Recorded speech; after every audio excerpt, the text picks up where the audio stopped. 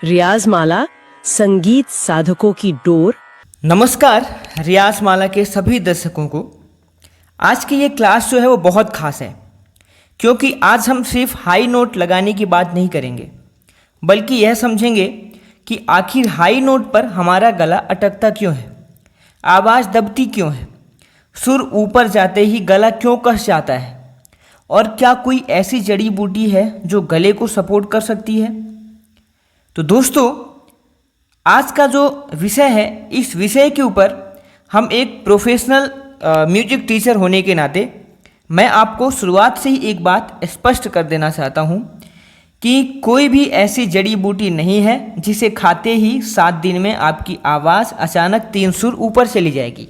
अगर ऐसा होता तो हर गायक के पास एक ही नुस्खा होता और हर कोई आसानी से तार सप्तक के सुर को लगा रहा होता।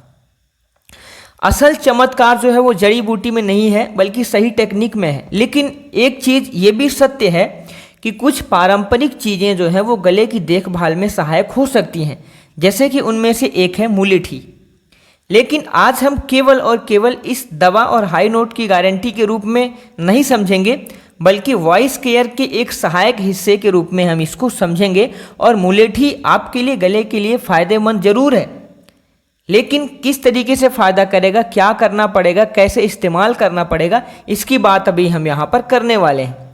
और आज जो एक सबसे बड़ी सीख ये भी होगी कि गले को ऊपर धकेल करके हाई नोट नहीं निकाला जाता है। हाई नोट के लिए गले को सही तरीके से तैयार किया जाता है। तो अगर आपने ये एक चीज़ को समझ ली तो आज की जो पूरी मास्टर क्लास आपके गायन का नज़रिया बदल सकती है। सबसे पहले मुलेठी को समझने से पहले हम समझते हैं कि हाई नोट आखिर क्या होता है। पहले हम इसकी बात करेंगे कि हाई नोट क्या है, फिर हम मुलेठी का इस्तेमाल समझेंगे कि किस तरीके से आपके गले को खोलने में मुलेठी मदद करेगा। सबसे पहले अपना हाथ आप गले पर रखिए और सामान्य अवस्था में बोलिए। क्या बोलना है? सा। पहले गले पर अपना हाथ रखिए, फिर सा बोलिए। अब ध्यान दीजिए कि ऊंचा बोलते समय आपके गले में क्या हो रहा है। क्या जबड़ा कस रहा है? क्या गर्दन में तनाव आ रहा है? क्या जीभ पीछे खींच रही है? क्या सांस अचानक से तेज हो रही है? अगर इसमें से किसी का भी उत्तर हाँ है तो आपकी समस्या केवल सुर की नहीं, बल्कि आपकी समस्या कोऑर्डिनेशन की भी है। तो गायन में हाई नोट का मतलब केवल ऊंचा सुर लगाना नहीं होता है। हाई नोट के लिए 3 चीज़ें एक साथ काम करती हैं।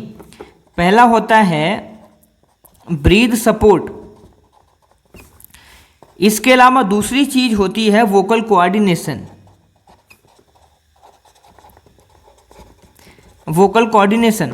और तीसरी चीज जो होती है वो होती है रेजोनेंस। ये 3 चीजें आपके हाई नोट के लिए एक साथ काम करती हैं। और जो चौथी चीज है वो चौथी चीज है सही रियाज।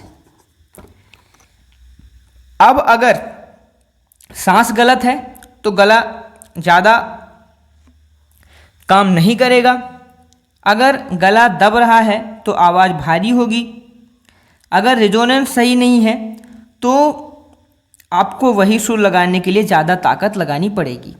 और अगर रियाज की आपकी प्रोग्रेशन गलत है, अगर रियाज की जो प्रोसेस है वो गलत है, तो विद्यार्थी रोज़ अभ्यास करके भी अपनी समस्या को मजबूत कर सकता है। तो दोस्तों, आज से हम हाई नोट को ताकत से नहीं बल्कि कुशलता से देखेंगे। अगर आप रियाज करते हैं, डेली आप रियाज करते हैं, प्रैक्टिस करते हैं, तो आपकी जो समस्या है उस समस्या से आप दूर होकर के आप मजबूती प्राप्त कर सकते हैं। ये आपको मूल मंत्र ध्यान में रखना है कि अगर समस्या है आपके गले में तो आप रियाज करके अपने गले को अपनी समस्या से मजबूती प्राप्त कर सकते हैं। दोस्तों, आज से हम केवल ताकत में नहीं बल्कि कुशलता से देखेंगे। अब पहला नियम है कि हाई नोट पर गला दबना। पहला नियम कि हाई नोट पर गला दबना, ये पहला नियम है।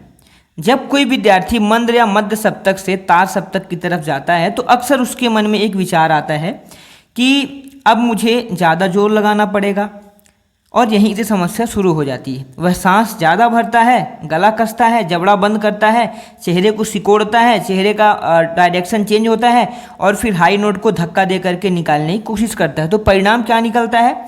आवाज़ निकल भी जाए तो वह खुली हुई नहीं लगती है। कभी सुर चढ़ जाता है तो कभी नीचे गिर जाता है, कभी आवाज़ फटती है, कभी अगले दिन गले में थकान महसूस होती है। तो याद रखिए कि हाई नोट जोर से नहीं बल्कि हाई नोट बेहतर कोऑर्डिनेशन से निकाला जाता है। क्योंकि मेरे एक विद्यार्थी को तार सप्तक का पा लगाते समय हमेशा गले में तनाव होता था। वह मुझसे कहता, गुरुजी मैं जितना जोर लगाता हूँ उतना ही सुर ऊपर नहीं जाता है। मैंने उससे कहा कि तुम सुर को ऊपर ले जा रहे हो और मैं ये कहता हूँ कि तुम सुर को ऊपर नहीं ले जा रहे हो, तुम गले को ऊपर खींच रहे हो। तो हमने उसकी आवाज़ को कुछ दिनों के लिए हल्का किया। पहले केवल ओम का अभ्यास किया, उसके बाद उसको हमने कहा कि अब तुम केवल माँ का रियाज करो, फिर हल्का आप सारे गा का रियाज करो, गा रेसा का रियाज करो। हमने ये रियाज करने के लिए उसको कहा। उसने ताकत कम की लेकिन रिजोनेंस पर ध्यान दिया। कुछ समय बाद वही विद्यार्थी पहले की तुलना में आराम से ऊंचे सुर तक जाने लगा। तो सीख यहाँ से ये निकलती है कि कई बार हाई नोट की समस्या कमजोरी नहीं बल्कि अनावश्यक तनाव होती है।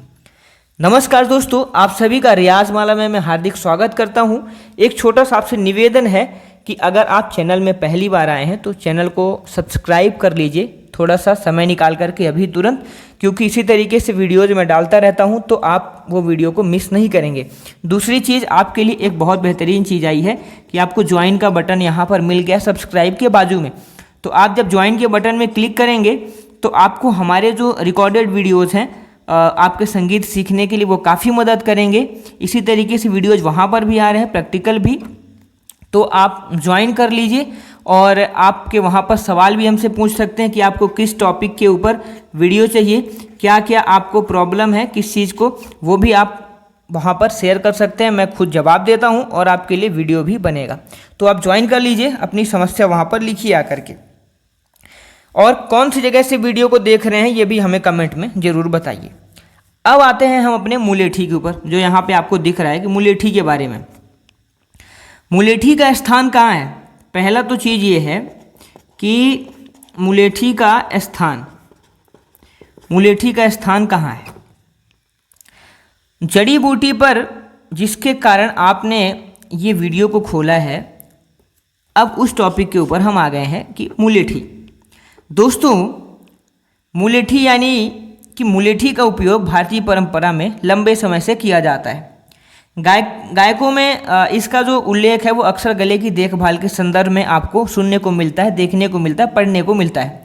लेकिन एक प्रोफेशनल टीचर के रूप में मैं आपको साफ साफ बताना चाहूँगा कि मुलेठी हाई नोट बनाने वाली कोई दवाई नहीं है।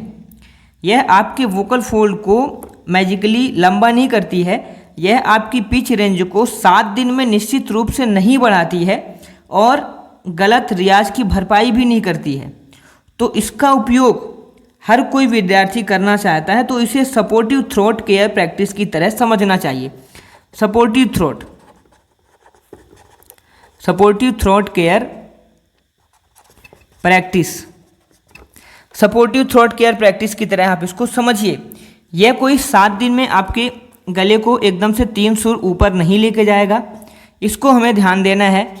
सपोर्टिव थ्रोट केयर प्रैक्टिस के रूप में आप इसको समझिए। अब मुलेठी लेते समय जो सावधानी है वो सावधानी पहले क्या रखनी है ये भी इसकी मैं बात कर लेता हूँ कि मुलेठी हर व्यक्ति के लिए उचित भी नहीं होती है। विशेषकर ज़्यादा मात्रा या लंबे समय तक सेवन करने से कुछ लोगों में ब्लड प्रेशर बढ़ने की संभावना होती है और इसके साथ फ्लूइड रिटेंशन जैसी समस्या भी हो सकती है। इसलिए अगर आपको ब्लड प्रेशर, किडनी और हार्ट या फिर आपको दूसरी कोई समस्या है तो आप नियमित दवाई भी लेते हैं तो मुलेठी का सेवन शुरू करने से पहले डॉक्टर से सलाह लेना और योग्य जो स्वास्थ्य विशेषज्ञ हैं उनसे सलाह लेना बेहतर है। और विद्यार्थियों को मैं ये कहना चाहूँगा कि नेचुरल का मतलब हमेशा हर व्यक्ति के लिए सुरक्षित नहीं होता है, यह बात आप हमेशा याद रखिए। तो एक प्रश्न लोगों का ये आता है कि क्या मुलेठी खाने के तुरंत बाद हाई नोट लगाएं? इसका जवाब है कि नहीं। आप मुलेठी ले लीजिए। अगर आपका गला बंद है तो मुलेठी जो है वो आपको गले को खोलने में मदद करता है, बंद गले को खोलने में मदद करता है। मैंने भी देखा है, मैंने भी इस्तेमाल भी किया है। तो अगर आपका गला बंद है, आवाज़ साफ नहीं निकल रही है, गला भारी लग रहा है, तो मुलेठी का सेवन कीजिए, आपका गला थोड़ी देर में आपको रिलैक्स फील होने लगेगा। जो प्रश्न था हमारा कि गुरुजी क्या मुलेठी खाने के बाद हाई नोट लगाएं, तो इसका जवाब है कि नहीं। किसी भी चीज़ को खा करके तुरंत हाई नोट निकालने की कोशिश मत कीजिए। हाई नोट का आधार जड़ी बूटी नहीं बल्कि वार्म अप और सही वोकल टेक्निक है। पहले शरीर को शांत करें, सांस को व्यवस्थित करें, हल्का वॉइस वार्म अप करें, फिर धीरे धीरे रेंज को बढ़ाएं। तो आज का जो पहला डेमोन्स्ट्रेशन है वो ये है कि मेरे साथ अभ्यास करिए। सीधे बैठिए, कंधे ढीले, गर्दन सीधी, जबड़ा आराम में। अब नाक से आराम से सांस लीजिए। सांस भरते समय कंधे ऊपर नहीं उठाने हैं, बहुत धीरे हूँ की ध्वनि को निकालना है। और ध्यान दीजिए कि हूँ निकालते समय आपको गले में धक्का नहीं देना है, हूँ निकालना है। अभी हम यहाँ पर 4 ऐसे रियाज को समझने वाले हैं जो कि आपके गले के लिए काफ़ी मदद करेगा। तो आप सा और पा लगाइए और हूँ निकालिए।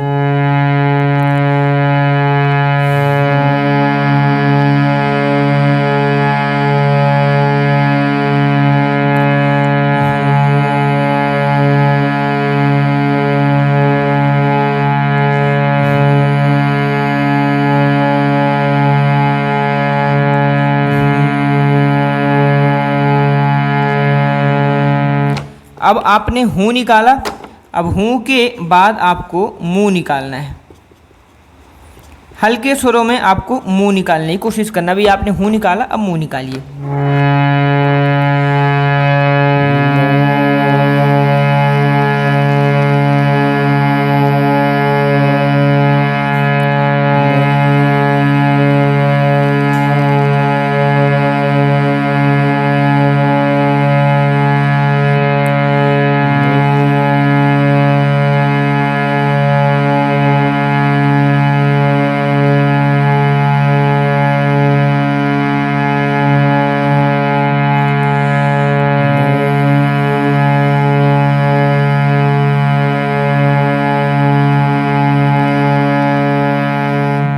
तो हूँ आपने निकाला और मुंह निकाला।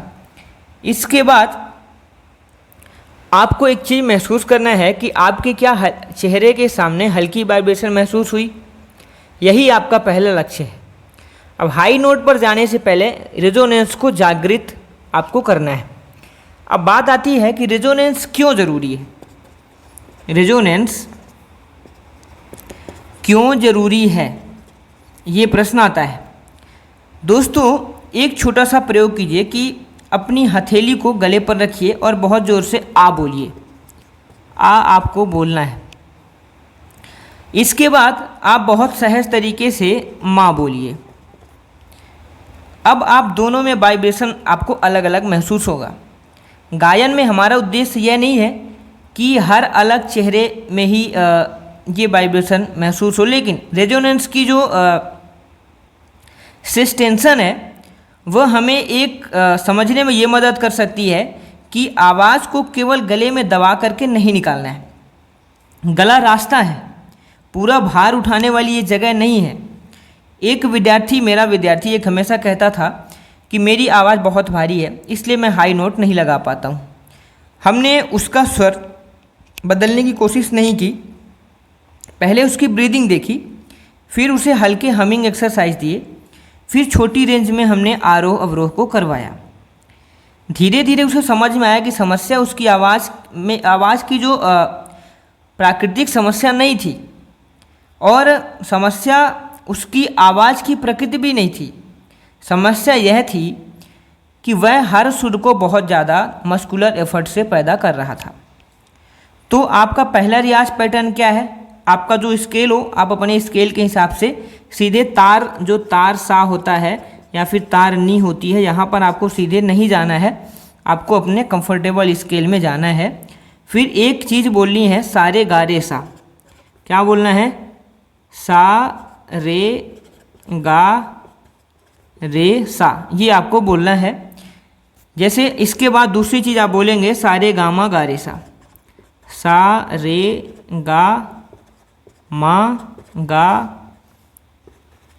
रे और सा, सारे गा रे सा, सारे गा मा गा रे सा, इतना बोलना है। देखिए सारे गा रे सा, सारे गा मा गा रे सा, सारे गा रे सा, सारे गा मा गा रे सा। अब थोड़ा सा इसको आप बढ़ा भी सकते हैं, सारे गा मा पा मा गा रे सा, सारे गा मा पा मा गा रे सा। अब थोड़ा सा स्पीड करिए, लेकिन जब सुर की समझ हो जाए तब, सारे गा रे सा, सारे गा मा गा रे सा, सारे गा मा पा मा गा रे सा, सारे सा, सारे गा रे सा, सारे गा मा गा रे सा, सारे गा मा पा मा गा रे सा। इसी को आकार में आ आ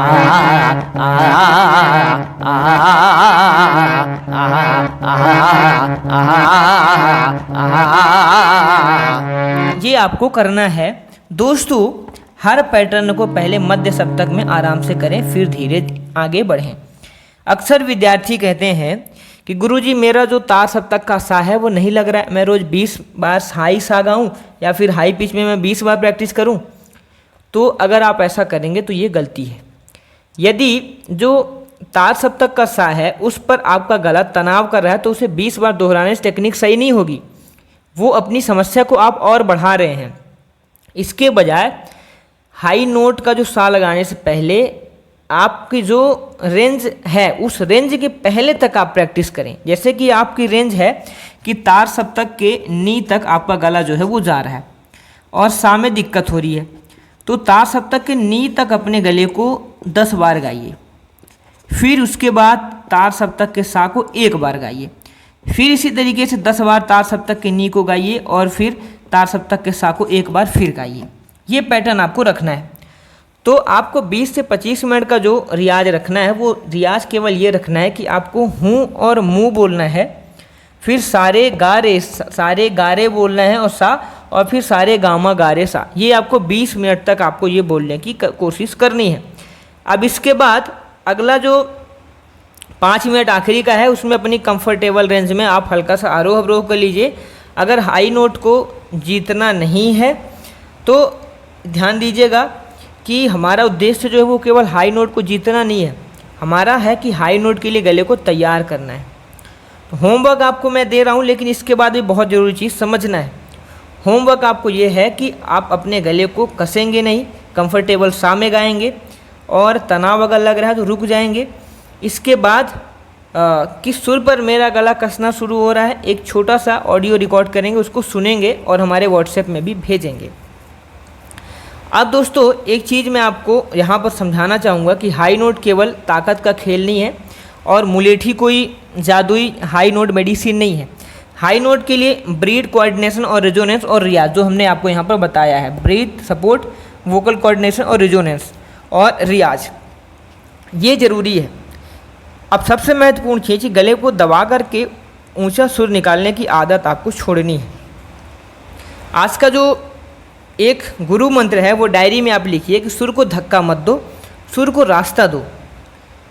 जब आप हाई नोट आप कभी भी गाएं तो आप अपने आप से पूछिए कि मैं कितना ज़ोर लगा रहा हूं, मैं कितना सहज इसको बना सकता हूं। यही प्रोफेशनल सिंगिंग की शुरुआत है। तो दोस्तों अभी आपने ये सारी चीज़ों को समझ ली, आपने सारे गामा और सारे गामा गा रे सा आपने ये किया, तो आपने एक चीज़ क्या महसूस की कि क्या सांस आपकी ख़त्म हो जाती है, क्या पेट अंदर की तरफ खिंच रहता है या फिर गला कस जाता है, या आप हाई नोट से पहले बहुत बड़ी सांस भर लेते हैं। अगर इनमें से कोई भी समस्या है तो आज की क्लास आपके लिए ये बहुत ही महत्वपूर्ण है और यही क्लास का दूसरा पार्ट है, इसको आप बिल्कुल मत छोड़िएगा। क्योंकि हाई नोट पर सबसे बड़ी गलती अक्सर सुर में नहीं ब्रीथ मैनेजमेंट में होती है। तो याद रखिए कि सांस ज़्यादा लेना और सांस का सही इस्तेमाल करना दोनों अलग अलग बातें हैं। पहले तो आप ब्रीथ सपोर्ट को समझिए। ब्रीथ सपोर्ट ब्रीथ सपोर्ट आखिर क्या है?